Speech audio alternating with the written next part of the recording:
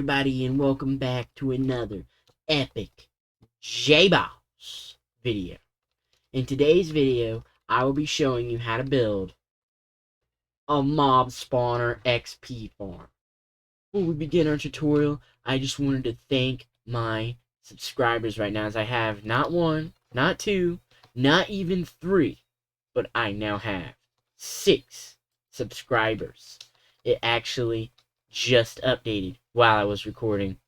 That's so awesome! So thank you to everyone who has watched, liked, commented, and subscribed. And if you're watching this and you haven't subscribed, well, subscribe, man. What you doing? You know I only make super awesome videos. And now, back to our regularly scheduled tutorial. So to build this farm, you're gonna need water, a decent amount of water. I recommend making an infinite water source like this, or like this. You will also need 2 hoppers, 2 campfires if you want, but really those are kind of optional. You could also just use your sword, a barrel, several pickaxes. You're gonna be breaking a ton of blocks. And then, of course, you're going to need some regular blocks. Like, I use light blue concrete for visibility, or glass if you want to see. All this other stuff over here is just for me, like deep slate and night vision, so you guys can see what I'm doing. Also, guys, this farm is pretty mid-game, so make sure that you have an iron farm before you build this, because especially if you're using an iron sword, it's going to need to be repaired a lot, because these farms are super hyper efficient. So make sure, if you guys want me to cover how to build an iron farm in detail in the next tutorial, make sure you comment down below. Okay? Trust me, I will see it. Now, if you guys are doing this in the nether, make sure you use powdered snow. Now, to get powdered snow, you need to find a snowy biome and place down a cauldron. Or you can go and harvest it off the side of a mountain. But this is the farmable way. Now, when does it snow? Well, it doesn't. Unless you're in a snowy biome while it's raining. See? I'm technically in a snowy biome. I couldn't find one, so I had to quickly make one. But see, look.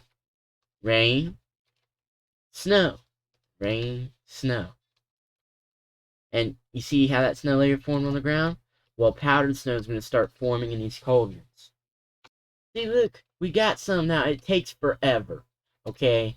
And honestly, I go insane doing this. But trust me, if you guys are doing this in the nether, it's worth it. It's way, way worth it. Especially if you're dealing with wither skeletons or blazes or magma cubes. They are completely fire resistant, but they are not snow resistant. Give him a minute. Yeah, see? See how he's shaking? That's powdered snow right there. So the first thing that you guys are going to need to get this tutorial going is a mob spawner.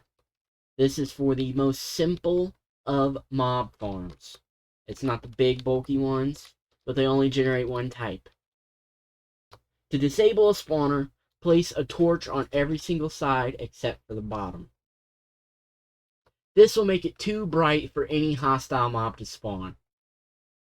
So pretty much the best way, and in my opinion the only real way, to find one of these mob spawners in the overworld, so one of these little tiny rooms right here, because you cannot use the /locate command to find these. You pretty much just have to look and hope you find one. But what you can do is type in /seed. You can do that without cheats. That's my seed right there. Copy it. And then head on over to chunkbase.com. Now, this has right here a seed map where I can see every structure. So right here apparently is a village, trial chamber, ruin portal, which I have no idea where I am on my map. This is, I think that is a bastion. But yeah, you just keep on looking, and then you can filter these out up here. So, no village. You can also find out your slime chunks, your spawn point. You can see the different biomes. Okay, that's an ancient city. Woodland Mansion, Ruin Portal, Buried Treasure. So right here, it is this one. It looks like a cage. Okay, and look, it even shows you which mob you're going to get. Try to go with skeleton if possible.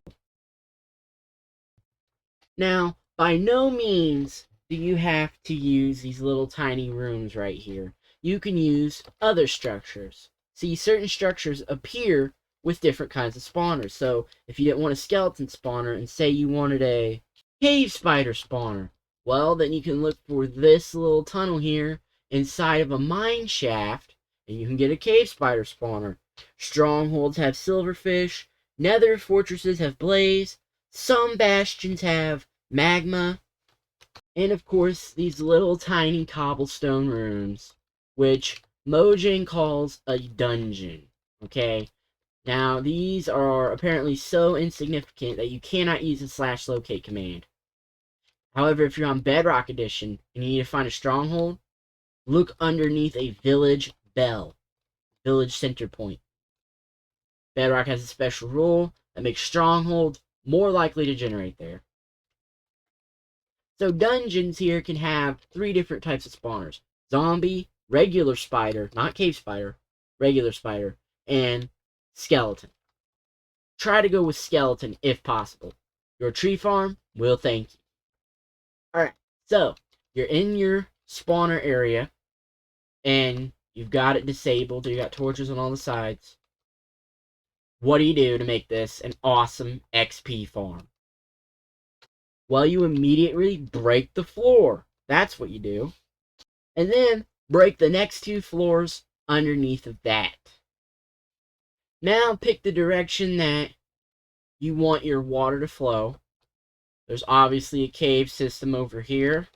Nothing over here pretty much. So let's make it flow that way. Now water in Minecraft flows 7 blocks. So since this room is exactly 7 blocks, I inset my water right here, 1 block into the wall. That way, mobs won't try to swim up at the source, but also that way it'll end right here at the room, this blue line. So fill the floor with water, or in the nether, use lava. It's fine, everything's fire resistant there. Now at the end of that water stream, make another one that funnels down into a tunnel here. Only big enough for your Minecraft guy.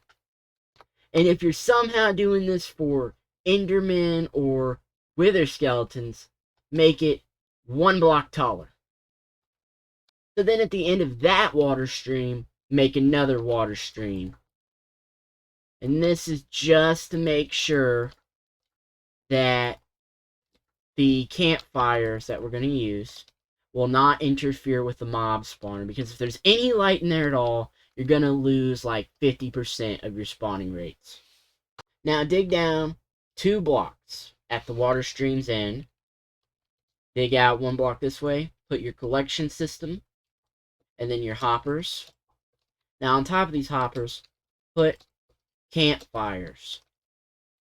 Okay, it should only be about half a block right here between the campfire and the water. Now what you guys are going to want to do is just build a nice wall around it. I'm using blue concrete, but you know, you can also use glass. Now all you guys have to do, remove the torches. Don't break the spawner. Boom! Awesome. They might get a little bunched up there, but as you can see, it'll sort out. And check it out. We now have skeletons flowing in. Just make sure that you're no more than 28 blocks away from the spawner. If you're more than that, they won't spawn. It takes a few seconds for a new one. And you may need to get closer. Okay. So just so you guys know, if there is any cavern nearby, make sure that you spawn proof it somehow. Or, disable other spawners. Because these caverns right here are so dark that they are stealing your mob farm rates.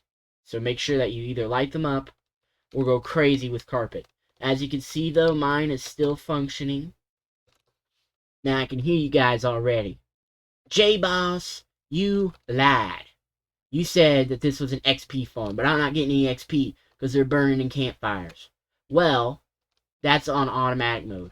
If you really need XP, all that bad, all you have to do is remove the campfires and make sure that they can't really see you. See, look, he can't see me because I'm blocked. Boom. Check that out. Boom. So I hope you guys did enjoy this epic JayBoss tutorial.